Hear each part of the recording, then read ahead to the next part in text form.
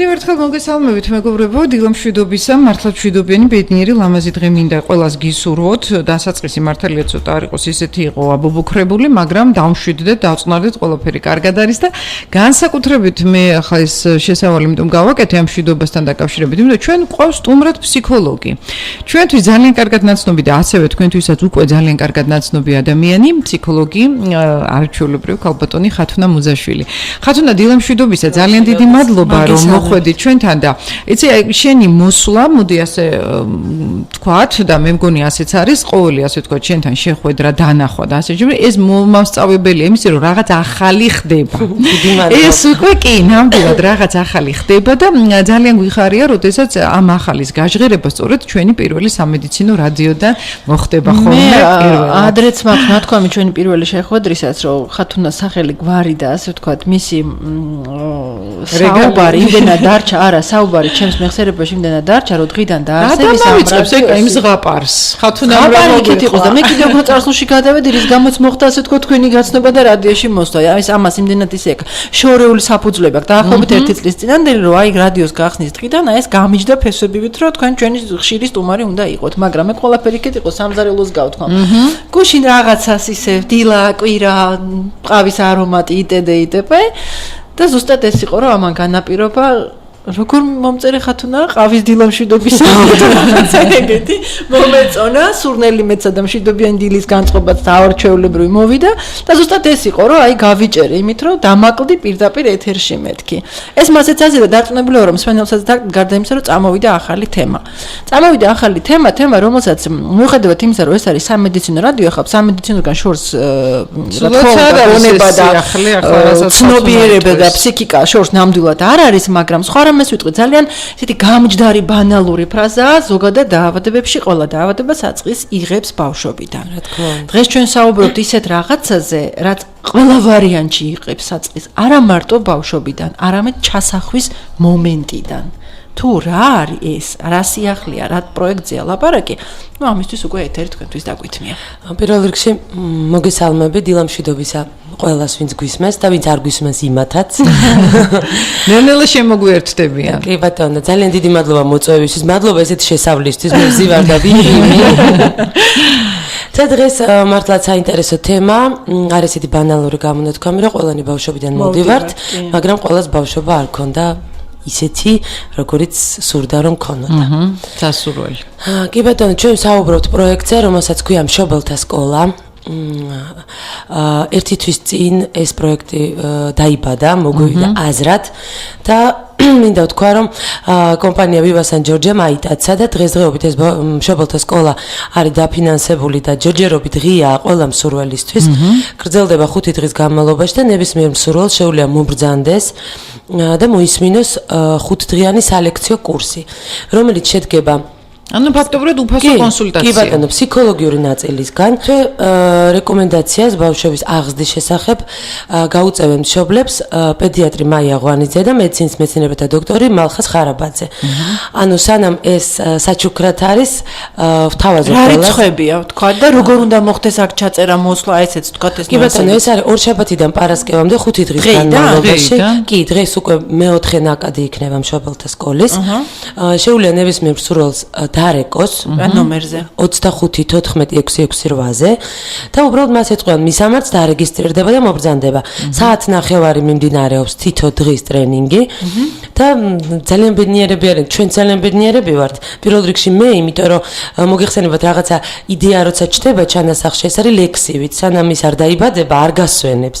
ასე ვთქვათ, ეს არის ერთ-ერთი ჩემი ესეთი დაბადებული იდეა, რომ გაგვეკეთებინა ესეთი სკოლა. დიდი მადლობა Viva San Giorgio-ს, რომ მანაც აიტაცა და დღესდღეობით მშობლებისთვის ეს არის ჯერჯერობით საჩუქრად.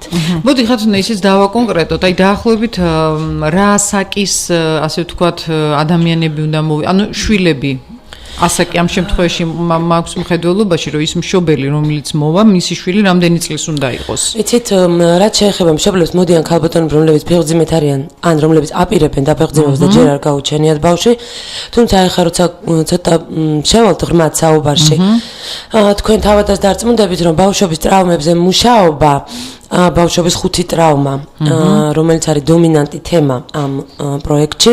ალბათ სათითაოდ ჩამოვთვლით. კი, ჩამოვთვლით. ეს არის საუბარია არა მხოლოდ იმაზე, რომ ჩვენ არ მივაყენოთ ჩვენ შვილებს ტრავმები, ანუ საუბარი იმაზეც არის, რომ ჩვენ რითიც ვართ ტრავმირებული, რატომ გვაქვს ესა თუ ის კომპლექსი, რატომ ჩნდება რაღაცა ბარიერი არ შემიძლია სახით, როდესაც წარმატების წინ ვდგებით. თითოეულმა ადამიანმა შეიძლება აღმოაჩინოს, საიდან მოდის ეს ყოველივე. იცით, თვითონ აღმოჩენა ფსიქოლოგიაში, როდესაც უკვე მიზეზს ვსწავლობთ, ნახევარზე მეტი საქმის უკვე არის გაკეთებული. შემდეგ უკვე შეგვიძლია ვიმუშაოთ ამ მიზეზზე.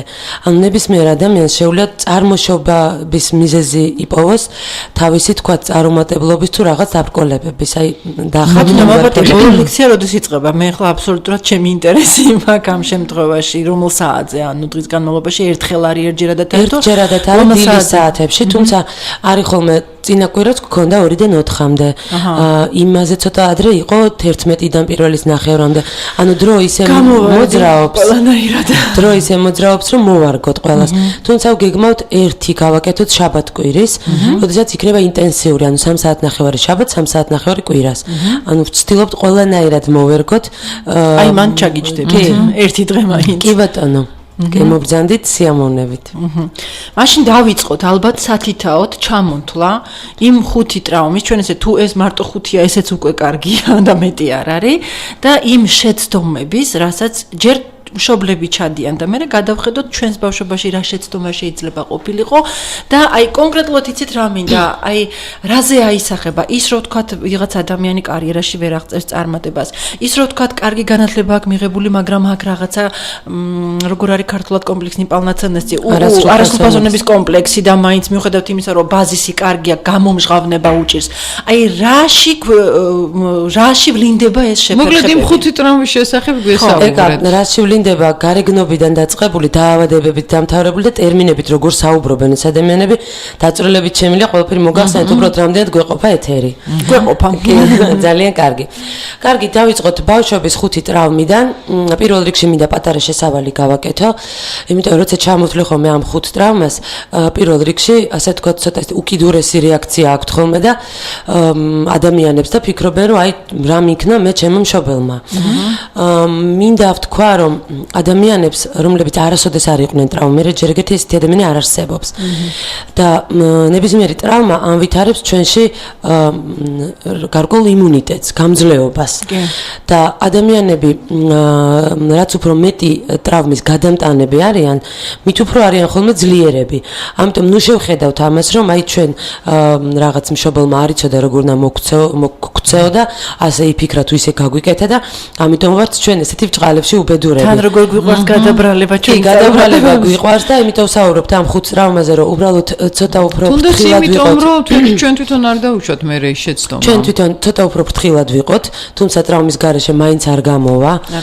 კი, და რაც შეეხება ზრდასრულებს, მინდა წინასწარ გავაფრთხილო ყველა უთხრა, რომ აგრესია მშობლებზე მოდით ნუ გვექნება, უკვე გავიზარდეთ 18 წელს ზევით მით უმეტეს თუ ვართ, ჩვენ შეგვიძლია თავად დავთქეთ და თავიდან შევქმნათ საკუთარი თავი ისეთად, როგორც ჩვენ გაგვეხარდება.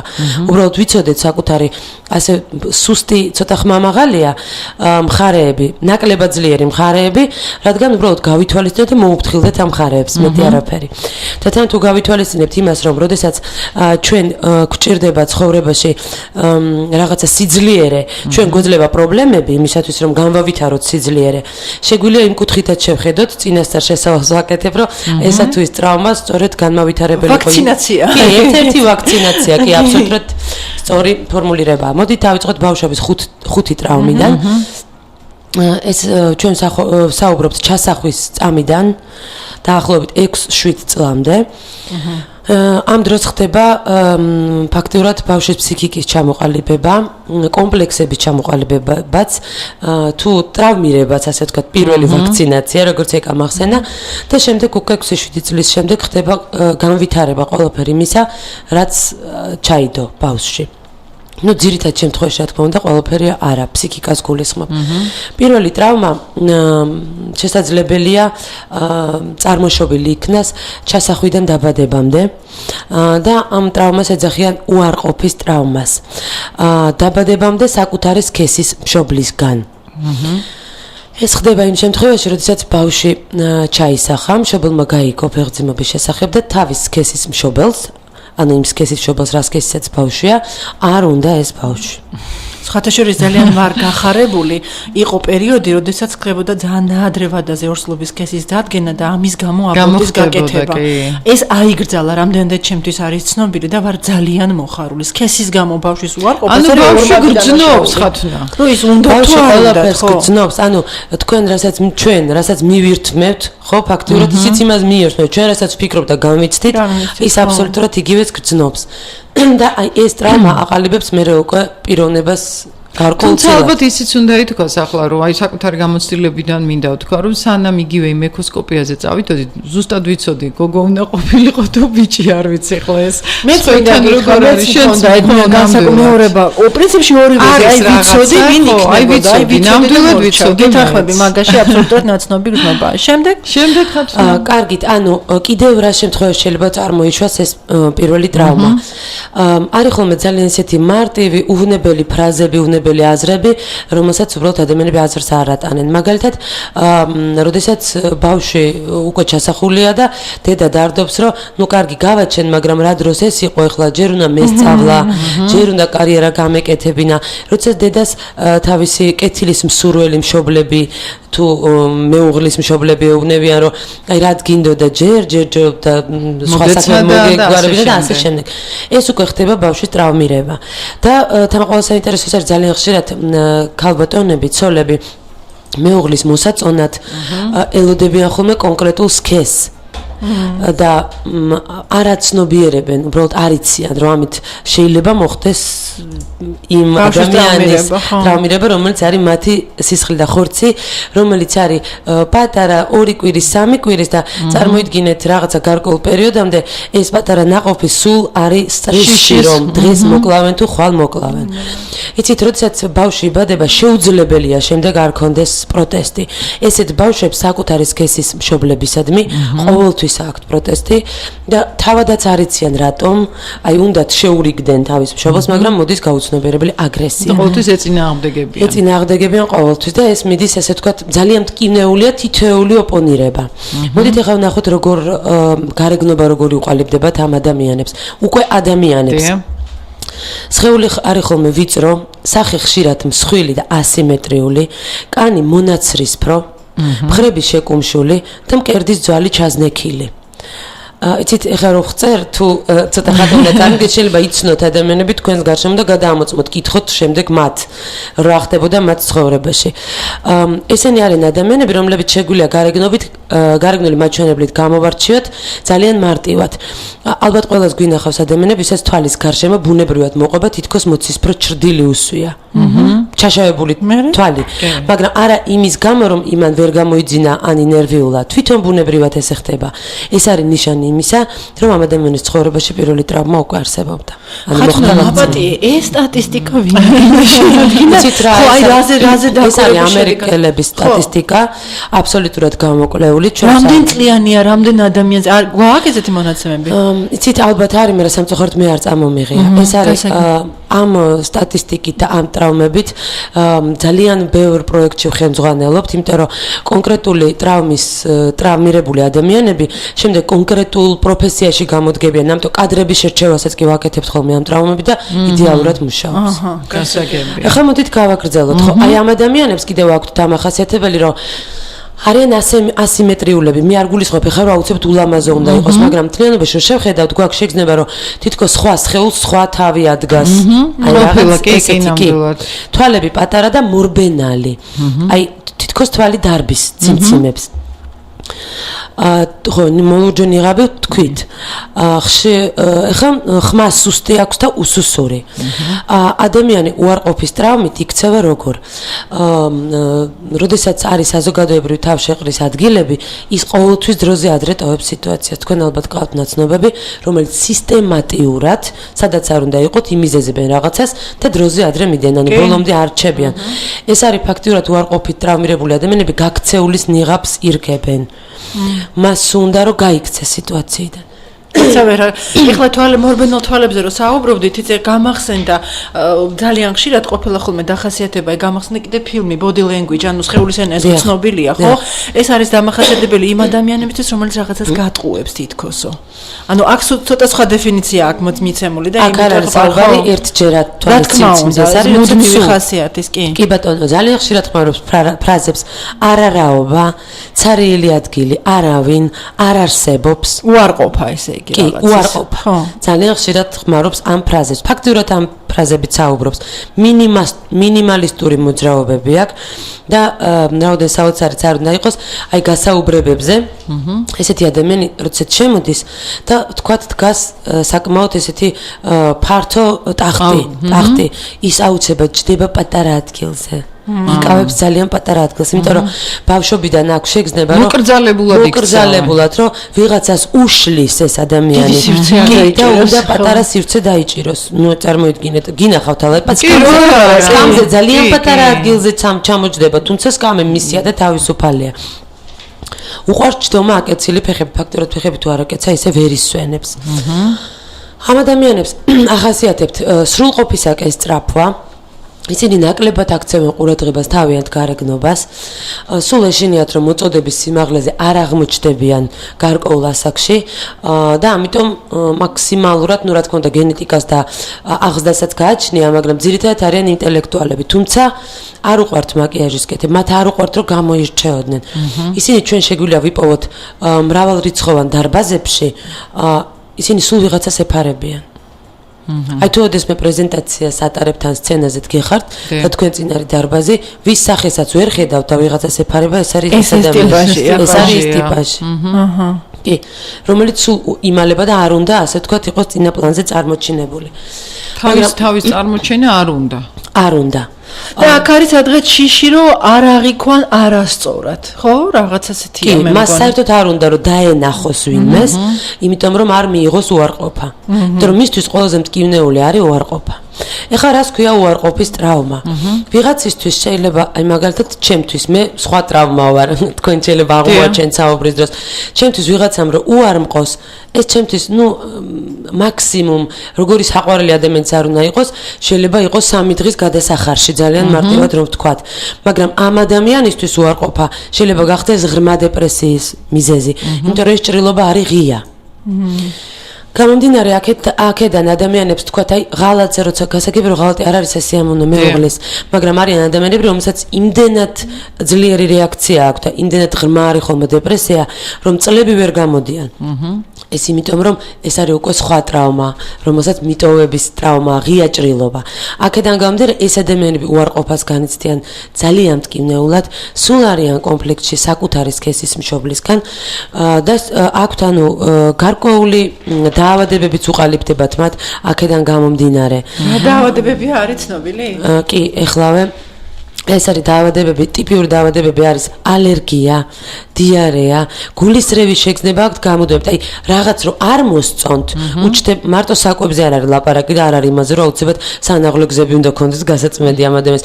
უბრალოდ აი პროტესტის ნიშნად სულ აქვს ხშირად გულისრევის შეგრძნება, სასუნთქი გზების დაავადებები, დიაბეტი ძალიან ხშირად და მიდრეკილები არიან სუიციდისკენ და დეპრესიისკენ, ქრონიკული გადაღლილობის სინდრომი აგრეთვე. ეს ადამიანები ხშირად ძირითადად ყოველთვის იცმევენ არა ასე ვთქვათ მკვეთრი ფერის ტანისამოს, აი პასტელის ფერებში არიან ჩაცმულები, რათა აი არაფერი და ერთმანეთთან შეუხამებელი. გამორჩეული რო არ რომ სულიად არ იყოს გამორჩეული. ამას ბიოლოგიაში ქვია მიმიკრია, თუ არ ვცდები ახსოვს, რომ აი შეერწყა გარემოს, რომ არსად არ ჩანდე. კი ბატონო, არანაირი გამორჩეული ფერის თმა, მაკიაჟი, მაგრამ მათ აუცილებლად შემდგომ აქვთ ხოლმე რაღაცა გარკვეული თუ მithumetes მანდილოსნებს პრობლემები საპირისპირო სქესთან ურთიერთობაში, იმიტომ რომ ისინი სუიმალებიან და ძალიან კარგად ახერხებენ, იყვნენ შეუმჩნევლები. მაგრამ ფაქტურად არ ხდება მათი შემჩნევა. და აქედან გამომდინარე, კვლავ ისინი უარყოფილები არიან, კი. და ფაქტურად აი სულ ამ უარყოფაზე, უარყოფის ორმოში უვარდებათ ფეხი და სულ ეს ჯაჭვური რეაქცია, კი. მე აიცი ხა ყველა რასაც ასე ხატონად აღწერს, იმდენად ყველა რაღაცა ტიპაჟები წარმოიდგინე. არა, ტიპაჟები ხო, რა თქმა უნდა, ეს არ შეიძლება ისე ყოფილიყო ხა, რასაც საუბრობთ. კი. თან ასე ვთქვათ, ჩვენს თვალწინ წამოტივტივდება ესა თუ ის ადამიანი. აქედან გამომდინარე, თუ გადავხედავთ სხვა ქვეყნებს, როგორ ემზადებიან ბავშვის გაჩენისთვის. ისინი ემზადებიან, ანუ იწყობენ სახლს, კარს, ყველაფერს ყიდულობენ და ეს არის სასურველი ბავშვი. ნუ თუმცა შემდგომ მე სხვა ქვეყნებზე თუ საუბრობ და ევროპაზე ძალიან ხშირად მიდიან იქამდე, რომ მშობლები მოხუცებულთა სახლში აღმოჩნდებიან ხოლმე. იქ უკვე რაღაცა აღზრდაშია დაშვებული. თუმცა მოხუცებულთა სახლები მინდა გითხრა ხათუნა, რომ ისე გამოიყურება და ისეთი ნამდვილად ისეთი პირობებია. ხო, ნუ გააჩნია სახლში რა ხდება ეგ. აი მაგას ვიცი დღევანდელ რეალობაში ეს ზუსტად ის ვარიანტია ბავშვების გამო ოჯახის ინარჩუნებენ ხოლმე. ვერ დაგეთანხმებით, იმიტომ რომ შეიძლება სახლში ყველაფერი კარგად იყოს, აი მერწმუნეთ, მაგრამ იგივე იმ ევროპაში ის მოხუცებული მიდის იმიტომ კი არა რომ დავუშვათ სახლში ცუდი პირობებია, არა, უბრალოდ თავისი ასაკის ხალხია. არა, თამდა სახლში რა ხდება, მარტო კონფორტს და გათბობას არ ვიცახი. გააჩნია დამოკიდებულება, რომ ადამიანს არავინ არ აგდებს არაფრად, ხო? საერთოდ ეს ერთი მხარეა, მაგრამ მარტო ასე არ ვთქვათ, თქო, მე მაგას ვამბობ, რომ არსებობს ნამდვილად ვიცი მე ის კატეგორია, რომლებიც სახლში გადასარევად აგრძნობინებენ თავს, მშვენიერია მათთან ურთიერთობა, მაგრამ მას უნდა თავისი ასაკის ხალხთან ურთიერთობა. და ის თავისი ოჯახის წევრები მერე მიდიან, ნახულობენ იქ, კვატებია, გედებია და აბსოლუტურად ეს საზოგადოების მენტალიტეტის ამბავია უკვე. მაგრამ ეს საქართველოში არ ხდება ნამდვილად. ანუ, როდესაც ბავშვს ხო უწყობთ კომფორტს, მეტნაკლებად მოყავს, მათი მეგობრები პატიჟებთ, ხო? თუ დედას და მამასაც შეგვიძლია დაუპატიჟოთ თავისი ასაკის ხალხი, მოუწყოთ კომფორტი, მას ეს აღარ იქნება ის პრობლემა, რომელზეც თქვენ საუბრობთ. მაგრამ თუ როგორც ეხლა ეს არ არის პრობლემა. ეს არ არის ხათუნა პრობლემა, მე შემიძლია ნამდვილად ვთქვა, იმიტომ რომ ვიცი უბრალოდ მაგალითები და აქენა გამომდინარე ვამბობ, რომ საქართველოში რა თქმა უნდა, ეს საერთოდ არ არის მაგაზე საუბარი, მაგრამ აი საზღვარგარეთ რაღაცა სპეციალურ რაღაცა ასაკამდე მიდიან, მიუხედავად იმისა, რომ თვითონ სახელმწიფო ძალიან ზრუნავს, მიუხედავად იმისა, აი თვითონ იმ მოხუცებულებზე, რომლებიც იქ დაუშვათ თავიანთ სახლში არიან, პლუს ამას კიდე ოჯახის წევრები, მე არ ვამბობ ყველაზე, მაგრამ ნამდვილად არსებობს ის კატეგორია, რომელსაც უბრალოდ ოჯახის წევრებთან ურთიერთობა ყოველდღიურად აღარ უნდათ. უნდათ რაღაცა სხვა ის მეგობრების მოყვანა კიდე იქ ეხა ჩვენთან სხვა არის და იქ რო ეხლა ესე იქ სპეციალურად უნდა დაურეკო, უნდა მოხვიდე და ის გარემოში ძალიან ესეთი კომფორტულად გრძნობს თავს და ოჯახის წევრებს სულ არ კარგავს ამითი. კი, გეთანხმები, ეხა ყველაფერი არის საზოგადოების მენტალიტეტის მე მინდა ხაზი გაუსვა, რომ სამწუხაროდ საქართველოში ასეთი რამ არ ხდება. გეთანხმები მაგაშიც, მაგრამ განვაგრძოთ ასე მიდიხარ მოხუცებულთა სახლში, ესე იგი მოდი ესე ბჭყალებში თუ არ ვიცი როგორცა გადაცემული ოჯახი ამათემაზე და არც ის მოხუცებულთა თავშესაფართია კიდე ისეთი როგორიც იქ. რა თქმა უნდა. დავუბრუნდეთ ჩვენს რეალობას, ხო? მეორე ტრავმაზე გადავდივართ, ეს არის მიტოვების ტრავმა. მიტოვების ტრავმა 2 წლამდე ასაკში ყალიბდება საპირისპირო სქესის მშობლისგან. ანუ გოგოს მამისგან, ბიჭს დედისგან. მიტოვების ტრავმა სათავეს იღებს მაშინ, როდესაც ბავშვი დაიბადა და 2 წლამდე მისთვის უბრალოდ არ ცალიათ. სამწუხაროდ ხდება ეს, იმიტომ რომ თუ მშობელმა არ იმუშავა, ხო? სამწუხაროდ მასეა, კი. სხვანაირად არ გამოდის, იმიტომ რომ არა რაღაც ელემენტარულ საკითხებსაც კი ვერ მოაგვარებს. როდესაც მშობელი ადრეულ ასაკშივე ტოვებს ბავშვს, ბებიასთან არ აქვს მნიშვნელობა, ძიძასთან და მიდის სამუშაოდ, ბავშვი ამას აღიქოს მიტოვებად. მიუხედავად იმისა, რომ არ იცის 2 წლის ბავშვი მიტოვება რა არის. აგრეთვე ხდება მაშინ, როდესაც ძიძასთან ტოვებენ, როგორი კარგიც არ უნდა იყოს ძიძა.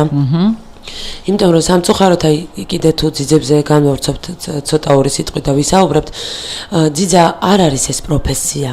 ჩვენთან ყოველ შემთხვევისთვის. ძიძები არიან ქალბატონები, რომლებსაც არაფერში არ გაუმართლათ და სხვა გზა არ აქვთ. აი წავალ ძიძად ვიმუშავებ, ეს არის ასე ვთქვათ ბოლო გაჩერება, კი.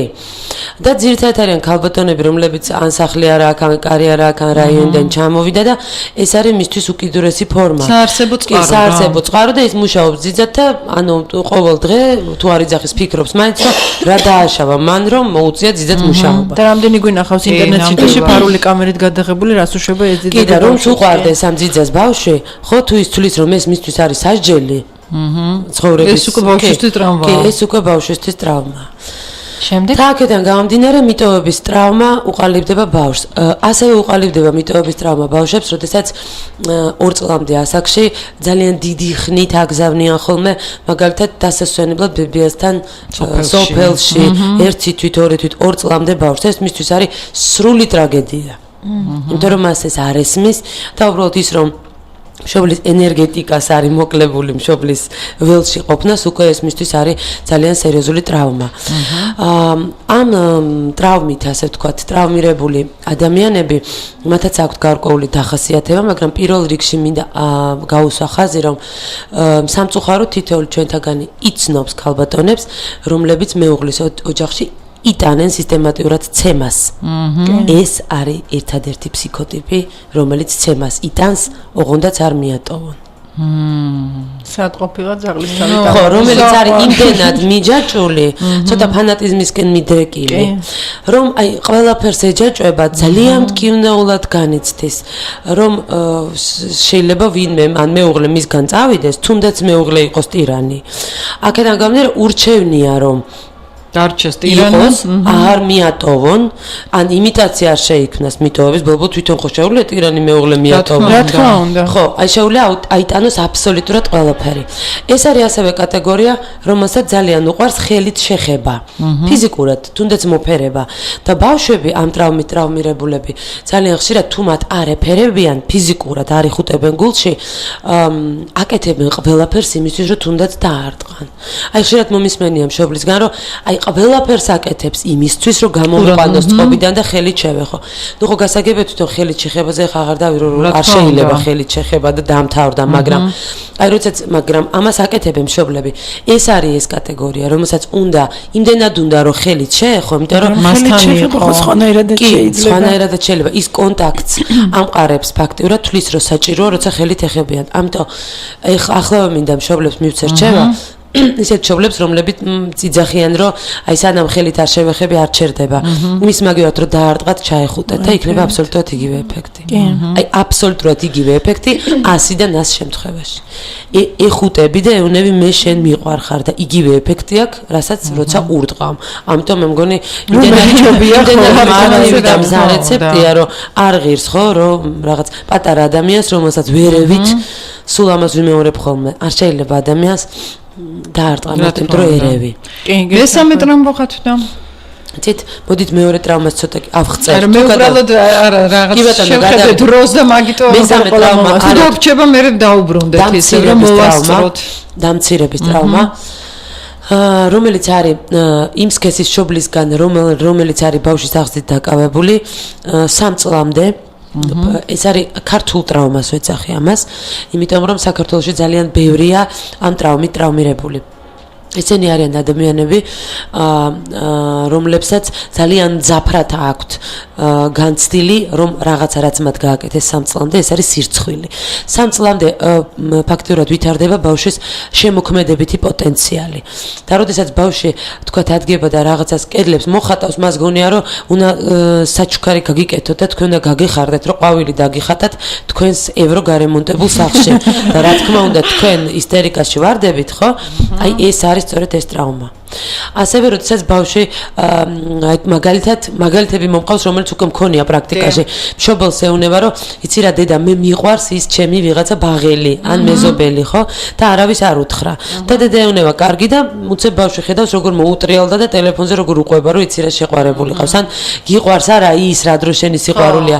სხვათა შორის მინდა გითხრათ, რომ საქართველოს მამაკაცების 70% საერთოდ არ იძახის სიტყვას მიყვარხარ, ან ერთხელ იძახის მეუღლეს ერთხელ ეუნება და თulis რომ ერთხელ უთხრა და უკვე საკმარისია. როგორც ერთხელ რო ცოლად მოიყვანა უკვე საკმარისია, მათ შორის უთხრა მიყვარხარ. რა თუნდა ამას სიტყვები ჩემი ქმედება გეუბნება ამას. ესეთი აპრობირებული ფრაზა, რომ მე მგონი ყველამ კარგად იცის. კი, ქმედება მადლობთ, მაგრამ ეს სიტყვას ხო თავი მეორე აპრობირებული ფრაზა ამავე დროს ჟენშინა ლუბი თუ შამი გინდა არ გინდა, მას უნდა ამის მოსმენა, ესეა.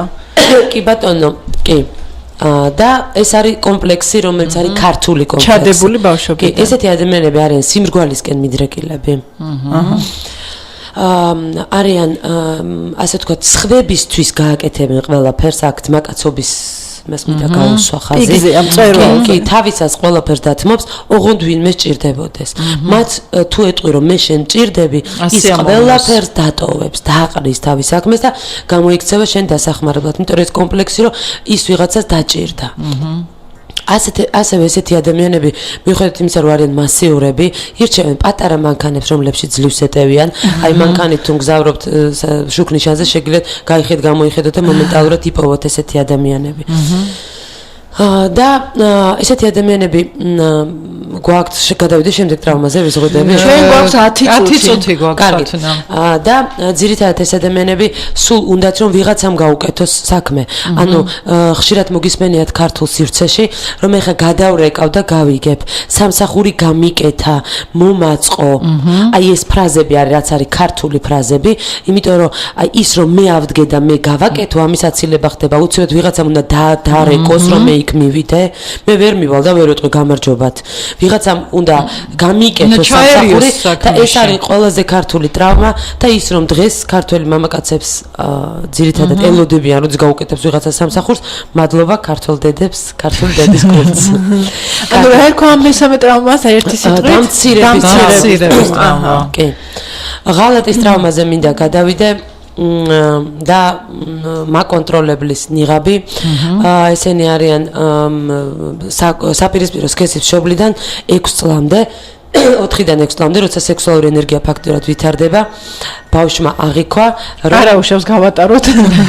ბავშვმა აღიქვა, რომ საპირისპირო სქესის მშობელმა იგი მიატოვა. ეს შეიძლება მოხდეს იმ შემთხვევაში, როდესაც მშობელი უბრალოდ გაშორდნენ მშობლები და ჩათვალა ბავშვმა, რომ იგი არის მიტოვებული. ეს შეიძლება მოხდეს იმ შემთხვევაში, თუ მშობელი დაპირდა რაღაცას და არ შეუსრულა, კი, აი ამ შემთხვევაში ბავშვი აღიქვავს ამ ყველაფერს ღალატად.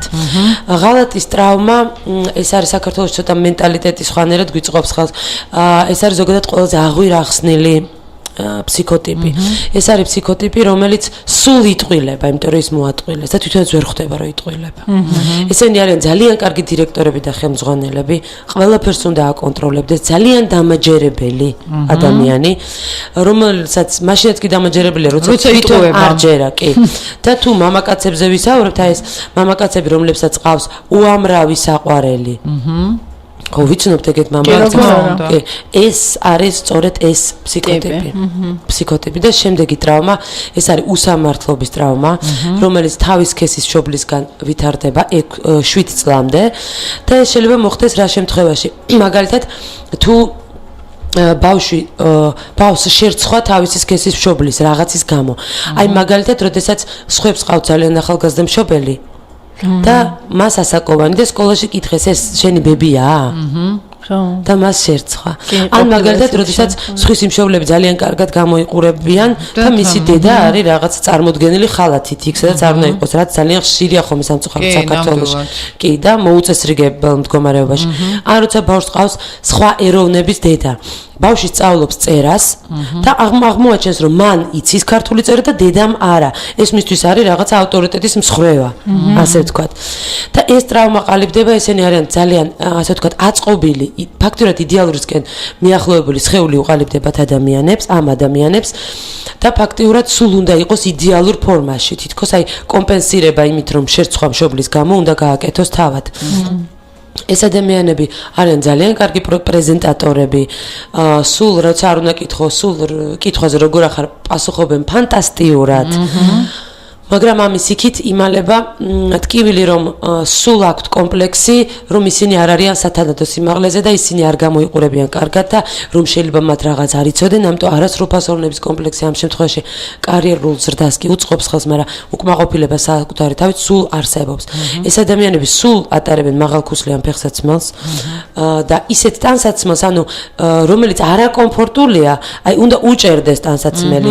ეს არის ფსიქოტიპი, რომელსაც ფეხსაცმელი უჭერს მთელი ცხოვრება და მაინც ახსნა რა არის. კი, იცით რატომღაც გონია თვითგვემა რა არ მესმის, რატომ არის ერთგვარი თვითგვემა, იმიტომ რომ გონია რომ რაც უფრო უჭერს რაღაც გრძნობს, რომ ის არის ფორმაში. კორსეტივით. კი, კორსეტივით აქვს მორგებული. და მთელი ცხოვრება, ანუ ფეხზე აქვს მაზოლები წარმოიდგინე. მთელი ცხოვრება სულ აკონტროლებს დიეტებით საკუთარ თავს, სულ უნდა იყოს იდეალურ ფორმაში, მაკიაჟის გარეშე ვინმე თუ წაასწრო.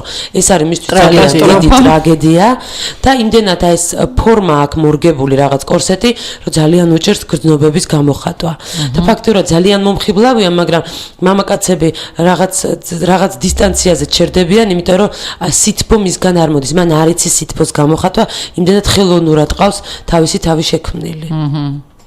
აი ესე რომ ვთქვათ მოკლედ არსებობენ ადამიანები რომლებიც არიან აი რაც არიან ეს არიან მე მგონი არსებობენ რას გულისხმობ აი არანაირი არ არის ნიღაბი მორგებული აი რა უნდა გავაკეთოთ ასეთ ადამიანებთან როგორ შეიძლება როცა უკვე ჩამოყალიბებულია მე არ ვიძახით 18 წლის ასაკში შეიძლება კიდე რაღაც იშველა შეიძლება 25 წლის ასაკში იქნებ რაღაცას უშველა კარაზეა საუბარი ეს ნიღაბი უნდა თუ მიიღებ ამას ხდება მშობლებზეც მუშაობთ ხოლმე უნდა მიიღო რომ ეს არის შენი ნიღაბი ამ შემთხვევაში ეს აღარ არის ნიღაბი და აღარ არის ხელოვნური ხო ხვდებით ანუ ეს შენი ხასიათის თვისებად ტოვებ ამას შტრიხად და არა პოზიორად აი ამ ყველაფრისგან გათავისუფლება რამდენად შეიძლება უკვე დასრულ ასაკში 30 წლის 40 წლის ასაკში აი მაინტერესებს ეს 7 უკაცრავად 5 ასე ვთქვათ პუნქტი ხო რაღაცა ეს ჩამოუთვალეთ ამისი გამოსწორება არსებობს ის რაზე ვსაუბრობ პირველ რიგში ვაკეთებთ ხოლმე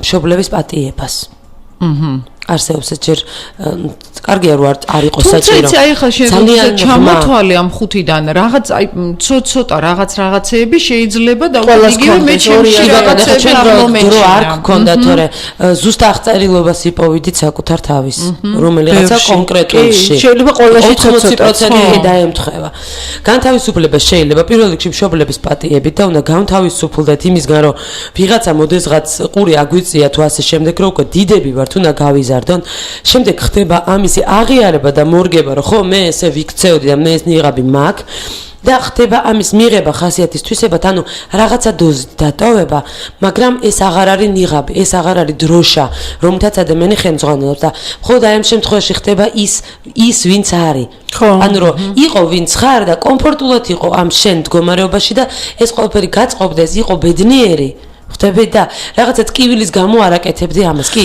ანუ მე რატო ვიძახე ხა დრო გვეწურება და ჯერ ერთი აუცილებლად მინდა ვთქვა კიდევ ერთხელ გაიმეოროთ ის ნომერი სადაც მშობლებმა შეიძლება მოქმედონ სანამ არის ეს დღეები ხო ტრენინგი არა ტრენინგი უფასო მაგრამ კიდევ ერთი ნიუანსი 40 წლის ასაკში 30 წლის ასაკში 45 წლის ასაკში აი იპოვა რომელიღაცა ჩვენ მომსმენელმა აქ მან აი ვის მიმართოს ფსიქოლოგს თავის თავში ხო აი ტრენინგები თუ არსებობს შეიძლება ვიღაცა პრობლემას თავში ძალას რომ ეს ყველაფერი დაძლიოს კი ბატონო მაგრამ შეიძლება ჩვენ ვიცით რემონტის კეთება ამ სწავლობთ მაგრამ ახლა ჩვენ რო რემონტს გავაკეთებთ ვერ გავაკეთებთ ისე კარგად როგორც გავაკეთებს პროფესიონალი ზუსტად ისეა რა ქვია იმ ტრენინგს რითაც უნდა მოვიდეს თქვენთან ადამიანი აი საკუთარი თავში ამ კომპლექსების დასაწყისად და ესე ვთქვათ მაშინ ტრენინგი უშუალოდ ბავშვობის 5 ტრავმა ცალკე რომელიც არის განკუთვნილი მშობლებისათვის რომ თვითონ მშობლებმა დაძლიონ საკუთარ თავში ეს ტრავმები ზუსტად ადამიანებისთვის და მუშაობა მიმდინარეობს 2 დღე 6 საათია სრული დრო ტრენინგი 3 საათი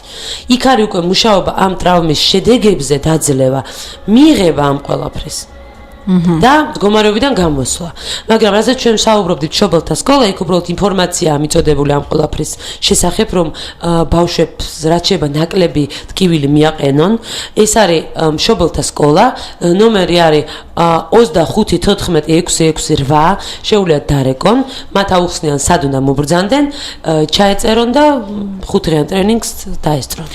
ხაზუნა, ჩვენთვის განკუთვნილი საეთერო დრო ასე ვთქვათ, ამოვიწურა ძალიან დიდი მადლობა მინდა გადაგიხადოთ და სხვათა შორის აი მართლა რომ ქონოდა დრო და მე ყოველ შემთხვევაში ვისურვებდი რომ თუნდაც ამ თემაზე ისევ დაუბრუნდეთ ხო იმიტომ რაღაცა დაუკმაყოფილების გრძნობა ნამდვილად არსებობს აი რაღაცა პერიოდის შემდეგ აი თუნდაც როდესაც უკვე დასრულდება ეს თქვენი პროექტი მერეც მე ვფიქრობ ეს თემა რომელიც თქვენ ახლა წამოწიეთ წინ არა მარტო ჩვენთვის მე მგონი ყველასთვის ძალიან საინტერესოა მე ყოველთვის მაინტერესებს პროექტების შეჯამება და მე შედეგების განხილვა აი შედეგებზე აუცილებლად დაგიძახებთ მე ისევ და მე იმედი მაქვს რომ ისევ ესე საინტერესო წარიმართება თქვენი სტუმრობა როგორც ყოველთვის ხოლმე დიდი მადლობა დიდი მადლობა და წარმატებები მინდა რა თქმა უნდა გისურვოთ თქვენც ამასობაში კი გავედით ეკა რადგან უკვე 10 საათი სრულდება და ნია კარებთან დგას ნიშნავს, რომ უკვე ჩვენთვის განკუთვნილი მოკლედ, ხო, ხის ნახევარზე თამუნა ბოჭორიშვილი და ეკა ხოსიაშვილი ისევ ბრუნდებით.